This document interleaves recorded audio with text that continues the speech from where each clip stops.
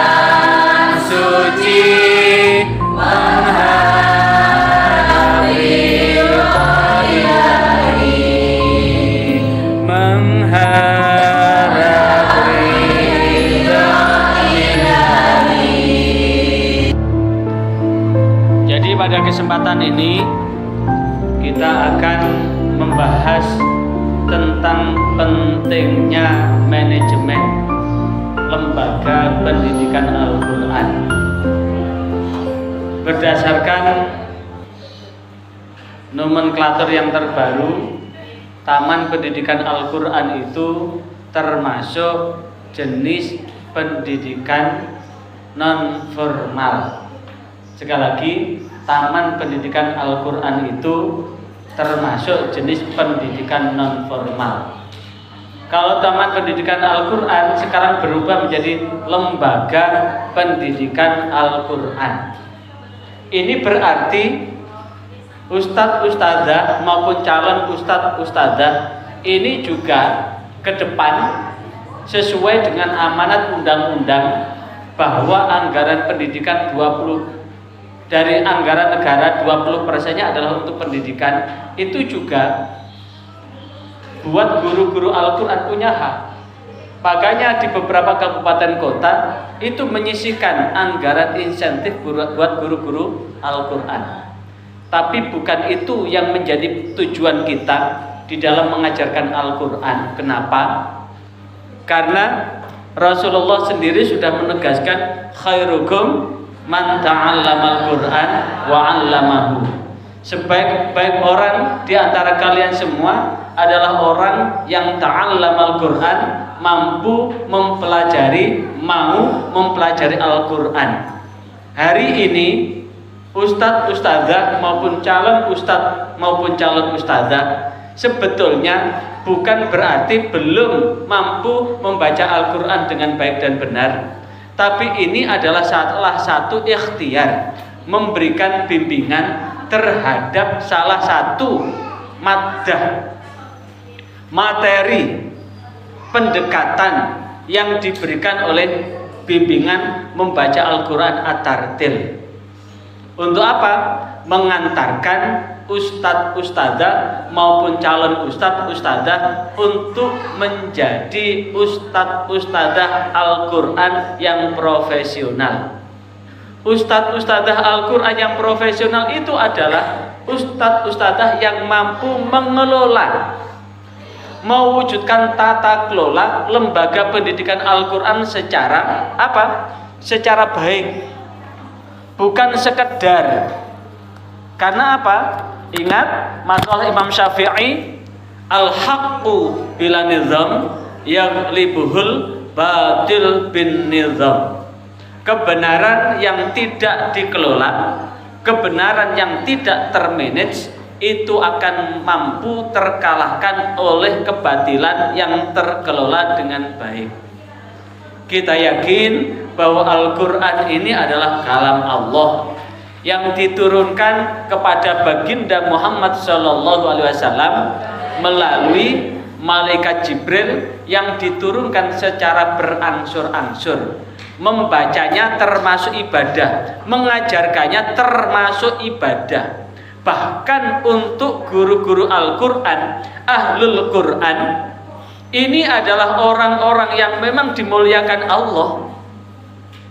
Ahlul Quran itu termasuk orang-orang yang sangat dekat dengan malaikat-malaikat Allah, yang ketika nanti sudah meninggal dunia, kalau kita masih hidup begini, ada namanya ziarah wali. Kita berziarah orang-orang yang mempunyai kelebihan, yang dekat dengan Allah, yang disebut dengan waliullah. Tapi buat ahlul Quran atau ahlul Quran, ini adalah orang-orang yang diziarahi makbarohnya oleh malaikat-malaikat Allah. Maka tidak heran jika kemudian ahlul Quran itu bukan hanya malaikat-malaikat Allah, tapi manusia-manusia yang masih hidup juga berziarah. Contohnya, siapa yang merintis Jamiah Jantika itu? Itu coba lihat, beliau itu ahlul Quran, hafid, yang kemudian mengajak hafidhah untuk apa? Untuk mentilawahkan Al-Quran, untuk mentartilkan Al-Quran dengan khatmil Quran. Dan bukan hanya malaikat-malaikat Allah, tapi orang-orang yang cinta Al-Quran juga berziarah ke makbarah beliau. Bahkan sekarang ini semakin memberikan manfaat buat orang-orang yang ada di sekitar makbarah beliau, yang tidak punya pekerjaan tetap dengan apa? Dagang, jual makanan, minuman, dan lain sebagainya, souvenir-souvenir yang di situ. Artinya apa? Ini menunjukkan bahwa ahlul Quran itu memang dimartabatkan oleh Allah di tempat yang dimuliakan oleh Allah, sehingga Rasulullah sendiri menegaskan khairukum man ta'allamal Quran wa 'allamahu. Namun demikian, Al-Quran yang benar demikian ini, jika tidak terkelola dengan baik, maka hasilnya juga tidak maksimal. Ingat bahwa kebenaran yang tidak terkelola akan mampu terkalahkan dengan kebatilan yang terkelola. Sadarkan Al-Quran itu adalah kalam Allah. Sadarkan bahwa membaca Al-Quran ini termasuk ibadah. Tapi ini ternyata buat anak-anak yang orang tuanya tidak begitu perhatian, masih mampu dikalahkan dengan kartun, film animasi. Kalau pas di televisi film kartun atau film animasinya bagus, kesenangan dia, maka dia lebih memilih melihat film animasi itu daripada berangkat ngaji. Kalaupun toh disuruh ngaji oleh bapaknya, nunggu dimarahi dulu. Bahkan kalau sudah ada kecenderungan melihat film-film begitu, film kartun, film animasi dan sebagainya, rela tidak segera tidur, rela menonton HP, kelihatannya tidur tapi melek. Semalam suntuk sampai jam 12 malam, jam 1, jam 2 lihat HP, bukan tidur tapi lihat film yang inilah yang kemudian menjadikan apa? Menjadikan keteteran ibadahnya yang lain. Mestinya pagi ini waktunya bangun dan bekerja, tapi tetap tidur. Kenapa? Karena malamnya tidak Apakah itu sesuatu yang hak terhadap itu? Itu adalah sebuah kebatilan. Dan itu sudah ditata sedemikian rupa oleh pembuat programnya sehingga membuat menarik. Maka bagaimana menjadikan Al-Quran ini menjadi bagian yang tak terpisahkan di dalam rangka apa? Menjadi benteng kehidupan umat manusia. Karena bagaimanapun juga ketika Al-Quran itu dibacakan, maka malaikat-malaikat datang. Ketika malaikat-malaikat datang, setan, jin-jin jahat akan lari terbirit-birit kepanasan. Sebaliknya jika Al-Quran dari jauh-jauh, maka inilah yang kemudian menjadikan apa? menjadikan lahan setan masuk ke tubuh kita. Masih ingat ketika Sayyidatina Khadijah Al-Kubra membuktikan bahwa yang memberikan informasi dari Allah itu malaikat atau jin? Sekali lagi, saat Sayyidatina Khadijah untuk membuktikan apakah orang yang datang itu betul-betul malaikat atau jin, maka satu ketika Rasulullah kedatangan malaikat Jibril yang hendak memberikan wahyu, maka malaikat yang Jibril yang datang itu mencoba dihalang-halangi oleh Sayyidatina Khadijah, dengan Sayyidatina Khadijah minta dipangku di pupunya yang kanan. Sayyidatina bertanya, apakah masih kelihatan? Maka Rasulullah menjawab, masih kelihatan. Mencoba duduk di pupu kirinya, menghalangi pandangannya Rasulullah, apakah masih kelihatan? Maka jawabannya masih kelihatan. Mencoba duduk di tengah-tengah sehingga membuat pandangannya Rasulullah terhalang, maka Sayyidatina Khadijah bertanya, apakah masih kelihatan? Jawabannya masih kelihatan.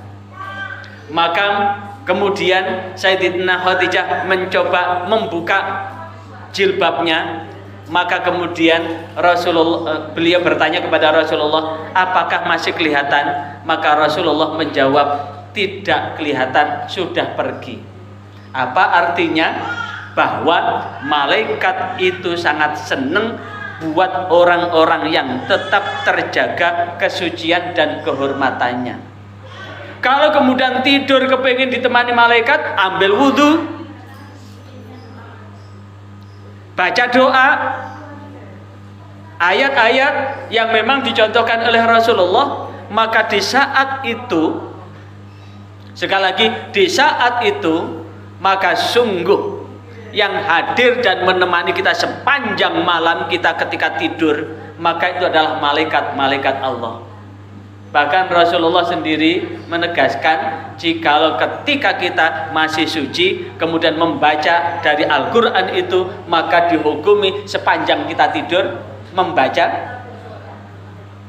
Sebaliknya, jikalau kemudian kita udah jauh dari Al-Quran, tidur tidak pakai wudhu, tidak pakai berdoa, maka yang datang bukan malaikat, tapi yang datang adalah setan dan jin-jin yang kufur, sehingga akan mempengaruhi jiwa orang-orang yang demikian ini.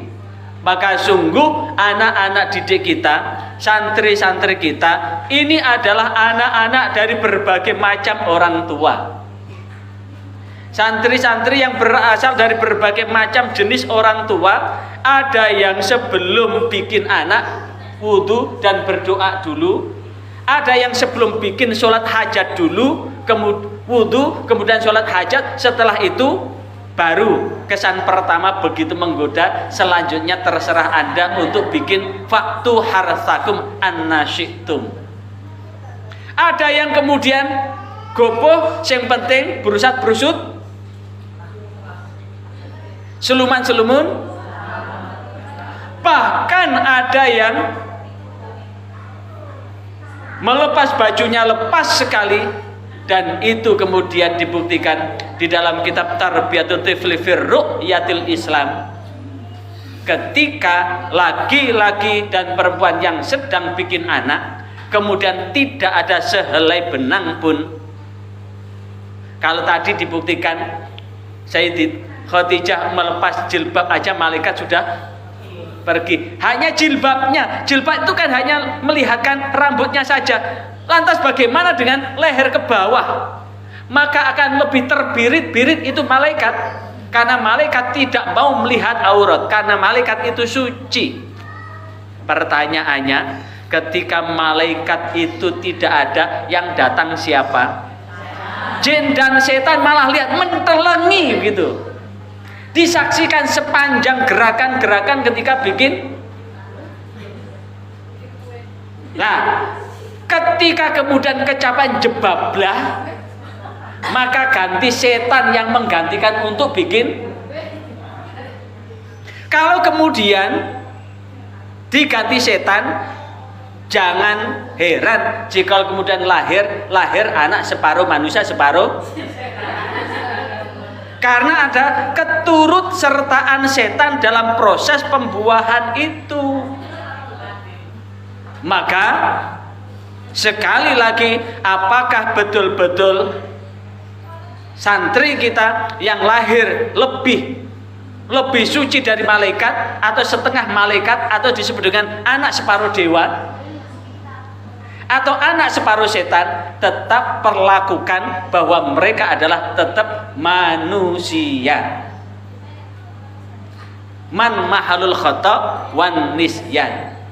Manusia adalah tempat salah dan lupa. Maka jadikan Al-Quran itu sebagai media untuk meruqyah anak-anak kita, sehingga tetap perlakukan santri kita dengan welas asih, kasih sayang. Kenapa?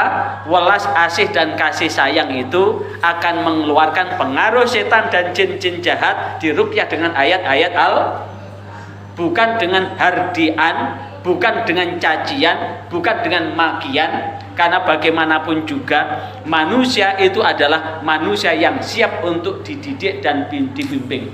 Jangankan manusia,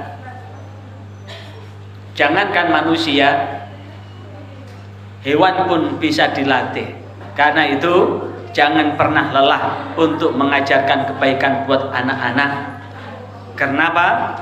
Ketika apa yang kita ajarkan ini mampu diaktualkan dan diamalkan, maka ini akan menjadikan Allah, malaikat Allah, semut di lubangnya, sampai ikan-ikan di lautan senantiasa berdoa, bersolawat buat kita yang mengajarkan ilmu itu. Berarti setiap jengkal langkah kita senantiasa didoakan oleh makhluk-makhluknya Allah. Allah pun akan menebarkan rahmatnya buat kita semua. Apalagi yang kita ajarkan adalah Al-Quranul Karim, yang itu masuk dalam nas, yang memang apa yang kita lakukan masuk dalam kategori ibadah. Sehingga dengan demikian, supaya apa yang kita lakukan berjalan maksimal, maka butuh namanya manajemen. Apa? Butuh apa? Namanya manajemen. Nah, ini